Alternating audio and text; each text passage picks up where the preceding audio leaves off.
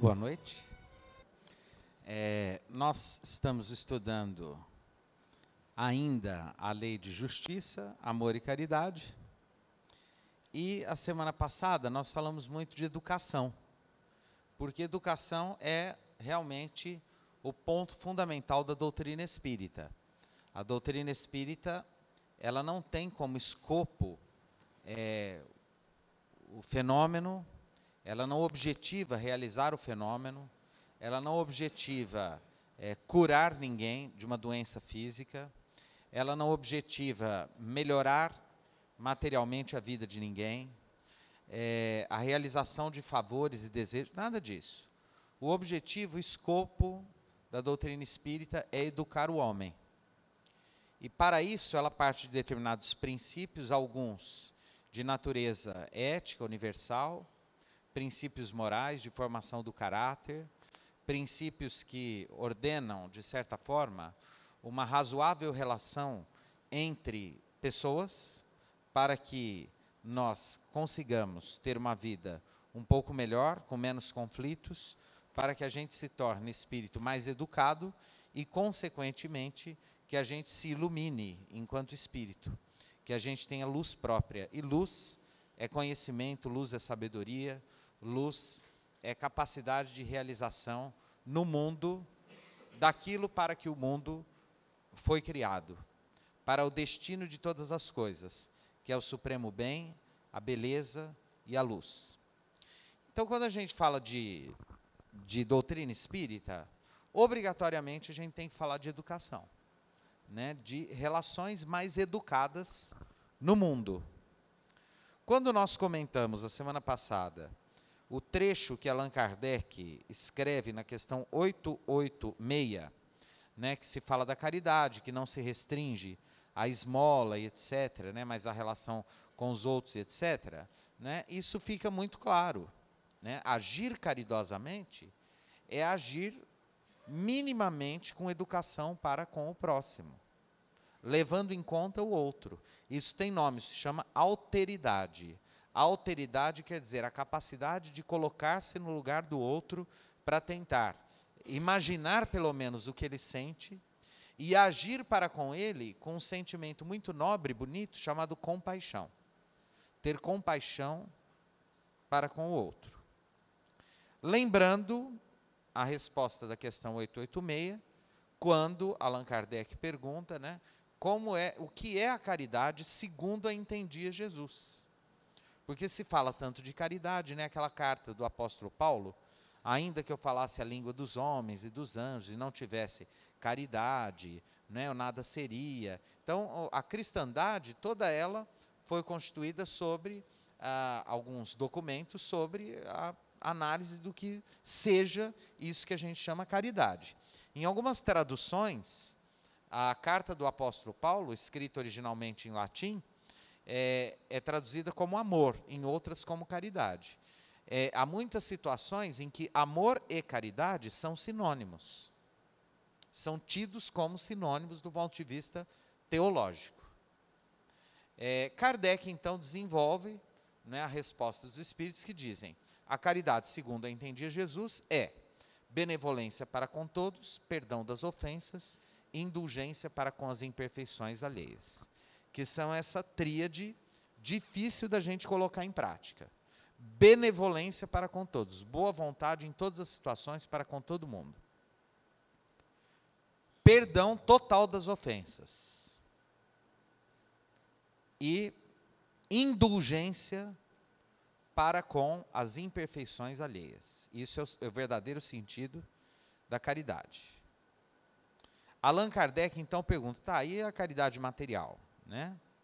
E aí os espíritos vão responder que ela é necessária, porém, a gente tem que tomar alguns cuidados. E isso ele vai desenvolver na questão 888. Daqui a pouco a gente vai chegar nela. Antes, tem uma que eu falei que a gente ia desenvolver hoje, que é muito interessante. E eu acho que é de interesse de todo mundo, e a gente tem muita curiosidade, porque nos afeta diretamente. Que é o seguinte: se a gente não consegue nem olhar a fuça do inimigo, como é que a gente vai conseguir amar? Estou errado ou não? Porque é lindo, não é? Amai os vossos inimigos, perdoai as ofensas. É lindo. Mas e aí? Porque de verdade, a gente não suporta determinadas pessoas, né? Cuja presença, às vezes, nos incomoda, assim, da pessoa, né? Existem situações em que uma pessoa está num ambiente, a gente não quer entrar naquele ambiente. Você fala, não, eu não quero estar nesse lugar, dividir o ar que eu respiro com esse animal. É ou não? Não é assim? Bom, e aí, como é que a gente faz? Porque os espíritos dizem assim, ó, o modelo que a gente tem que seguir é Jesus. Então, diante de situações em que a gente tem dúvida do que fazer, os espíritos dizem, o que Jesus faria? Né? Mas Jesus é complicado, né? Ele está lá na cruz, não é? Ele está lá, né? Perdoai, Senhor, porque eles não sabem o que fazem, não é isso? Ele perdoa o algoz, não é isso?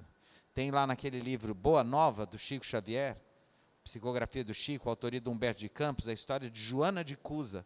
Joana de Cusa era uma mulher rica, poderosa, que se converte ao cristianismo, é condenada ao martírio, e quando ela está lá no Coliseu, na arena romana, que os leões vão ser soltos, né, para devorar os cristãos, outros vão ser tochas humanas, morriam na fogueira. No caso de Joana de Cusa, ela foi condenada à fogueira, e antes de colocarem o fogo, né, eles pedem para ela se ela não quer abrir mão e renunciar à fé dela, abjurar. E aí o algoz chega na frente dela e diz assim, esse seu Jesus Cristo só te ensinou a morrer? E antes dela, né, dele atear fogo na fogueira, onde ela seria morta, ele diz assim, não só me ensinou a morrer, como, acima de tudo, me ensinou a te amar. E aí ela morre, né? Vai para o martírio. Eu fico imaginando nós lá. Se a gente não, né, pensaria bem e falar, será que vale a pena, né? Deve arder isso aqui, né? Será que vale a pena? Porque hoje ser cristão é fácil. A gente vem no centro, faz uma prece, né? Ai, Jesus e tal. Queria ver lá naquela época, né? Na frente das feras romanas, né? Das tochas, aqueles testemunhos de fé, era outra coisa. Bom, mas enfim, os espíritos vêm em nosso socorro, porque eles são espíritos superiores, eles conhecem o nosso coração, a nossa alma, a nossa consciência, e eles vêm nos ajudar. Então Kardec pergunta assim, ó, Jesus ensinou ainda, amai aos vossos inimigos. Ora, um amor pelos nossos inimigos não é contrário às nossas tendências naturais? E a inimizade não provém de uma falta de simpatia entre os espíritos? Nós já falamos um pouco disso aqui. Antes de ler a resposta dos espíritos, há uma expressão que Allan Kardec usa aqui, muito interessante, até do ponto de vista científico, que é uma atitude natural. Nós temos atitudes que são naturais. Por exemplo, o medo. O medo, por exemplo, se eu estou num carro a 200 km por hora, é comum que eu tenha medo de velocidade. É natural ou não? Se eu estou num lugar muito alto, sem proteção, eu tenho medo de cair. É natural. Eu não preciso aprender esse medo, né? Isso aí está gravado aqui no meu atavismo, né? Na minha história, na evolução das espécies, o animal tem medo, é instintivo, né? Então, o medo é uma reação natural.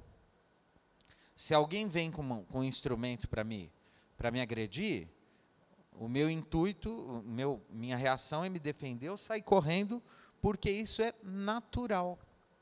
Se alguém faz uma coisa ruim para mim, eu sinto, em geral, coisas ruins em direção a ele, porque isso é uma atitude natural. Está tudo certo até aí. O grande problema é que nós não somos seres que se restringem à natureza.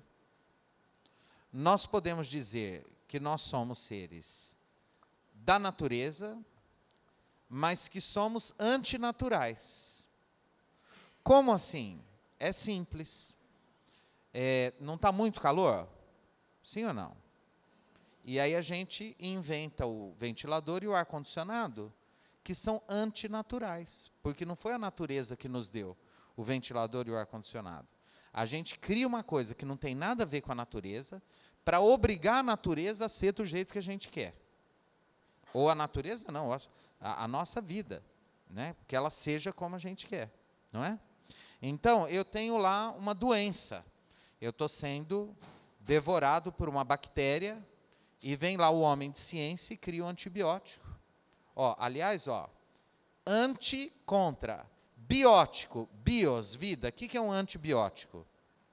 É contra a vida. Olha que curioso. O antibiótico, ele é contrário à vida. Ele mata uma vida que está dentro de você e que vai te matar. Então, a gente toma um antibiótico para conseguir sobreviver, e para isso a gente tem que matar uma vida dentro de nós que está querendo nos matar. Ok? Que está causando uma infecção e etc. Então, nós não somos seres da natureza. Nós somos seres muito mais antinaturais do que da natureza. Tanto que quando a gente tem coisas da natureza no nosso corpo, a gente consegue controlar. Se de repente você está com vontade de fazer xixi, que é da natureza do seu corpo, você é capaz de controlar, falar, eu acho que mais meia horinha eu espero e não vai. Um cão é incapaz de fazer isso. Um animal não é capaz de pensar se ele segura ou não segura. Quando a gente está fazendo dieta, a gente tem fome, vamos supor que tem que fazer um jejum e etc., mas a gente não come. Ou seja, a gente age contra a nossa natureza. Eu quero muito uma coisa, mas não é minha. E eu aprendi que roubar é errado. Então, eu controlo o meu desejo, eu recalco o meu desejo para que a convivência seja possível. Então, nós não somos seres escravos da natureza. Lembra da semana passada da famosa TPM? Que a gente até comentou? Nós não somos seres escravos da natureza. Nós somos seres capazes de controlar a nossa natureza. Então, o que o Cristo propõe é justamente que a gente tenha uma atitude antinatural. Então, se alguém te fez o mal, resista à sua natureza, que vai dizer para você também fazer o mal para essa pessoa. Ou seja, tenha atitudes antinaturais. Se você tem muita vontade de falar mal de alguém, e seria com razão, porque alguém fez alguma coisa muito terrível, etc., vença a sua tentação de ficar falando mal dessa pessoa e tenha uma atitude antinatural. Resista e não fale. Essa é a proposta. Bastante difícil. Ok? Bom. E aí tem gradações.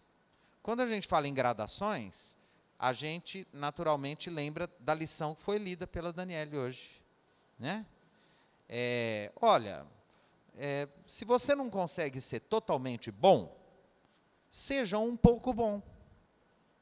Se você não consegue ser totalmente trabalhador, seja pelo menos um pouco trabalhador. Se você não consegue ser totalmente caridoso, seja um pouco caridoso. Se você não consegue estudar todo dia, estude de vez em quando. Se você não consegue ajudar tanto, ajude um pouco. Eu me lembro de uma situação lá em Uberaba, com o Chico, muito interessante. Um rapaz chegou para o Chico e falou, Chico, eu trabalho no centro há muitos anos, tenho muitas atividades e tal, só que eu tenho um problema. Eu fumo e eu não consigo parar de fumar. Eu já tentei parar de fumar muitas vezes, já procurei médico, mas eu não consigo parar de fumar. E aí a gente imagina o que é que o Chico disse para esse moço, né? Provavelmente, muitos de nós dizem, não, mas você tem que fazer um esforço, querer é poder, se você não consegue é porque de verdade você não quer. Não é nada disso. Sabe o que o Chico virou e falou assim, filho, faz o seguinte, fuma um pouco menos. Pronto, foi a lição do Chico. Por quê? Porque não ia adiantar ficar dando um sermão do tamanho de um testamento, porque não é assim que as coisas funcionam. Cada um consegue do tamanho que consegue. E às vezes um consegue muito, e o outro consegue um pouco, e o outro consegue nada, porque cada um de nós está num plano de evolução, num ritmo diferente. Cada um impõe a sua evolução, ritmos diferentes. Aquilo que para um é muito fácil, para o outro não é. Quer ver uma coisa terrível? Chega para uma pessoa muito nervosa, no momento que ela está estourando, e fala assim, você precisa ficar calmo, você vai ser assassinado. Em nome de Jesus. Por quê? Porque não há coisa que deixe alguém mais nervoso do que no momento em que ele está muito nervoso, você pedir para ele ficar calmo. Chega para alguém num velório que está sofrendo, que perdeu lá um ente querido e tal, e está sofrendo muito a perda, e fala assim, não fica assim não, a morte não existe, você vai apanhar. Porque naquele momento, a pessoa só quer chorar a morte do ente querido dela, ela não quer ouvir que a morte não existe, para ela ler o livro dos Espíritos. Depois, num outro momento, se a pessoa pedir a sua opinião, porque a gente não pode ser mal educado, de chegar sem ser convidado, metendo o bedelho na vida dos outros, se ela pedir a sua opinião, você diz o que você pensa, oferece as ferramentas que você acha que podem ser úteis para a pessoa, e assim por diante. Por quê? Porque cada um é de um jeito, cada um é um. Quem tem muitos filhos sabe disso, cada filho é de um jeito, tem uma personalidade, tem uma aptidão, um ritmo, um jeito, um modo de ser, não é verdade? Então, para que serve a educação? Para a gente ser capaz de transitar com um pouco mais de flexibilidade nesse mundo que é muito disforme, que não é quadrado. Ele é como aqueles brinquedos de quebra-cabeça, que tem as peças todas assim, ameboides, que não são quadradinhas. E dá trabalho a gente achar um encaixe certinho na nossa vida relacional com o outro. Então, o que os espíritos vão dizer? Eles vão falar para a gente usar de uma gradação. Daqui a pouco eu vou ler a resposta. O que é usar de uma gradação? Então é o seguinte, se você tem muita vontade de matar alguém, se você olha para a pessoa e tem certeza que a pessoa merece ser morta pelas suas mãos, e você já é capaz de abrir mão de fazer isso nessa encarnação, já está ótimo. Não mate. Não mate. Se você não quer matar, mas você quer quebrar as pernas dela e deixá-la paraplégica, se você não fizer isso, já está ótimo. Pisa na unha encravada só. Mas não precisa deixar paraplégica. Então, assim, são gradações. A gente vai tentando conquistas aos poucos. Então, o Cristo falou que eu preciso amar o meu, mas eu não consigo. Tudo bem, mas se você conseguir não fazer o mal para ele, vamos imaginar que passou pela sua vida, pelas suas mãos, uma oportunidade única de ferrar o seu inimigo. E você conseguiu resistir e não fez mal para ele. Vai e faz uma festinha comemorando com as pessoas que você ama. Isso foi maravilhoso. Olha, você tinha nas mãos a oportunidade para se vingar, e você não fez. Isso é maravilhoso. Você conseguiu não fazer o mal para aquela pessoa. Isso é o máximo, não é? Se você conseguiu não fazer o máximo para aquela pessoa, fazer o mal para aquela pessoa, conseguiu resistir, e conseguiu, inclusive, vencer o desejo de que alguém faça mal, porque aí você se diverte com a ruína do outro, mas não sujou suas mãos, isso já é bom também, porque às vezes a gente não mata, mas a gente fica torcendo para algum outro matar. Você fala assim, eu não mato, mas que podia morrer, podia. Né? E é engraçado que tem gente que até põe Deus no meio, porque Deus é justo. Ele vai fazer a vingança. Aliás, eu tenho uma dó de Deus. Eu morro de dó de Deus. Porque a gente mete Deus em cada encrenca, nada a ver, né? Esses dias, eu estava lá na casa do vovô, e um companheiro lá, durante uma reunião, falou assim, não, porque nós espíritas, e eu falei assim, olha, quer saber? Eu me nego a acreditar que quando eu desencarnar, se eu realmente sobreviver, eu chegar lá e alguém perguntar qual é a minha religião, e se isso fizer diferença, eu vou aprontar um pampeiro, porque Deus seria mesquinho.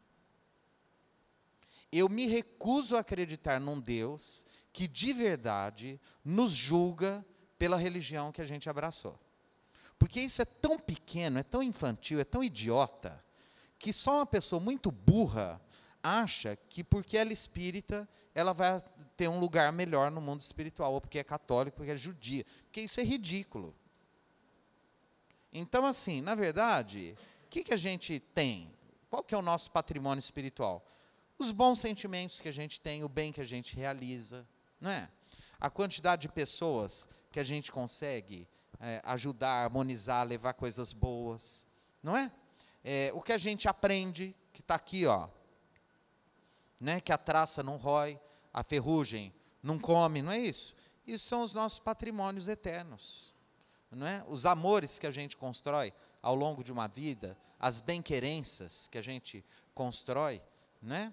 Então, tudo isso é importante. Isso é maravilhoso. Então, assim, se eu consigo não fazer o mal para o outro, que eu acho, inclusive, que merece, que eu quero legitimar a minha vingança, etc., isso já é um ganho para a minha vida. Isso já é um ganho muito grande. Né?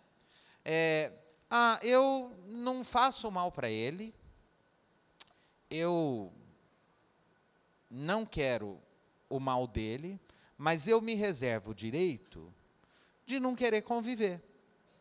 É um direito seu? É. Tem alguma coisa errada? Não. Se você não dá conta, qual o problema?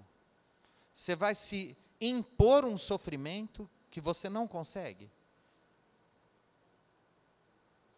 E aí a gente lembra daquela página do Evangelho que diz, não é o sacrifício que eu quero, é a misericórdia. Ninguém precisa sofrer, se flagelar, ficar se chicoteando, achando que vai agradar alguém lá em cima, porque a gente está sofrendo bastante. Isso é uma bobagem. A gente tem que ser feliz, tem que procurar, não é que tem que ser feliz também, isso é outra bobagem. A gente tem que viver o melhor possível, porque vai que você acredita que a gente tem que ser feliz, e aí você não consegue ser e vai falar que eu sou um pilantra. Eu não acho que a gente tem que ser feliz, porque a felicidade não é desse mundo. Está difícil ser feliz. Mas a gente tem momentos muito felizes, muito interessantes, muito gostosos na vida. E a gente, se for inteligente, valoriza esses momentos, eterniza esses momentos na nossa memória espiritual, tenta reproduzi-los de alguma outra forma, em outras situações. A gente faz o que pode, fazemos o que podemos, não é isso? E é assim. A vida não é fácil, é difícil, é dura, é complicada, mas tem muita coisa boa também no caminho. Então, a gente vai tentando viver da melhor maneira possível. Vamos ver a resposta dos espíritos aqui. Ó. Sem dúvida, não se pode ter para com os inimigos um amor terno e apaixonado. Novidade, né? Eu falo, a gente precisa que o Espírito Superior pare tudo para vir falar o óbvio para a gente. Vou repetir. Sem dúvida, não se pode ter para com os inimigos um amor terno e apaixonado. Ou seja, na nossa condição, não sou eu que estou falando, é o Espírito de Verdade aqui respondendo a uma questão de Allan Kardec. Olha, não dá para ter um amor terno e apaixonado, por alguém que fez muito mal para a gente, pelos nossos inimigos. A gente não consegue ainda. Está fora do nosso alcance nesse estágio de evolução nosso. Aí ele continua. E não foi isso que ele quis dizer. Ele quem? Jesus. Ora, se não foi isso que ele quis dizer, o que ele quis dizer? Aí ele explica. Amar aos inimigos é perdoá-los e pagar-lhes o mal com o bem. É assim que nos tornamos superiores. Pela vingança, nos colocamos abaixo deles. Então, o que é perdoar? Perdoa, esquece, né? Perdoa, passa. Pensa no amanhã, no futuro, esquece o passado. Deixa para lá, perdoa. Não faz o mal. Olha, isso é uma conquista. Eu perdoei, eu não tenho ódio, eu perdoei, eu não vou fazer o mal para essa pessoa. Olha que coisa gostosa. Porque odiar dá trabalho. O ódio é uma planta que a gente precisa regar todo dia. Porque se a gente não rega todo dia, a vida vai trazendo um monte de outras coisas e a gente vai se ocupando das outras coisas. Quando a gente percebe, os anos passaram e a gente esqueceu de odiar. Fala, nossa, olha. Então, se eu quiser alimentar um ódio, eu preciso lembrar dele todo dia. E dá trabalho, né? Animal doméstico não dá trabalho? Planta não dá trabalho? Ódio também dá trabalho. Né? O ódio é aquele tipo de coisa que a gente precisa conservar na geladeira, senão ele apodrece. Então a gente põe no freezer da nossa alma para que ele não decomponha. Isso é o ódio. Dá trabalho. É uma carga pesada. É ruim, é desagradável. Se a gente conseguir se ocupando de outras coisas, levando a vida, deixando as coisas passarem, confiando, porque tudo passa, daqui a pouco a gente fica se preocupando, sofrendo tanto com as coisas, daqui a pouco estaremos todos fisicamente mortos. Eu acho que as portas das nossas casas deviam ter aquele formato de caixão de defunto. Toda vez que a gente entra, a gente tinha que lembrar que a vida é curta. Uma vida de 100 anos ainda é curta. Para a gente que ainda não chegou lá a muita idade, a gente acha que é muito longa. Pergunta para alguém que já está lá com 90, pergunta se ele quer desencarnar, se ele tivesse a oportunidade de viver mais 50 anos com saúde e tal, pergunta se a pessoa não quer ficar. Ninguém quer desencarnar, não. Pelo ninguém. Eu não quero. Vocês querem? Reverendo Moon, vamos, suicídio coletivo, que é papagaiada. Ninguém quer desencarnar. Então, assim, só que em algum momento nós vamos desencarnar. Então, é tudo papagaiada. Vai ficar tudo aí. Às vezes a gente sofre por coisas que vão ficar tudo aí. Que de verdade não são importantes para a nossa história espiritual eterna. E para aquilo que realmente é importante para a gente. Então, assim, vamos esquecer, perdoa, a gente não precisa fazer o mal.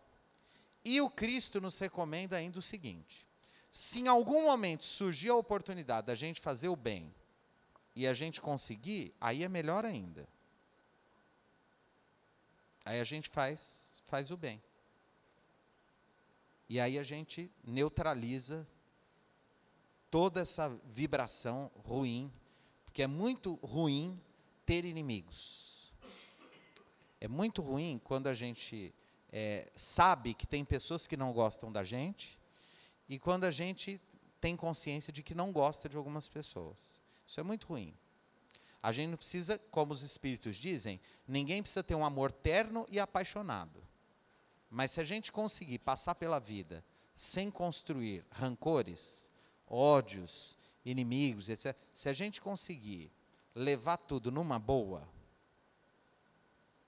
é muito melhor, é muito mais simples, é muito mais fácil, é muito mais leve, é muito mais alegre, uma vida em que a gente é menos chato e é mais fácil de conviver e capaz de perdoar, esquecer e seguir para frente. Que Jesus nos abençoe, nos ampare e nos proteja.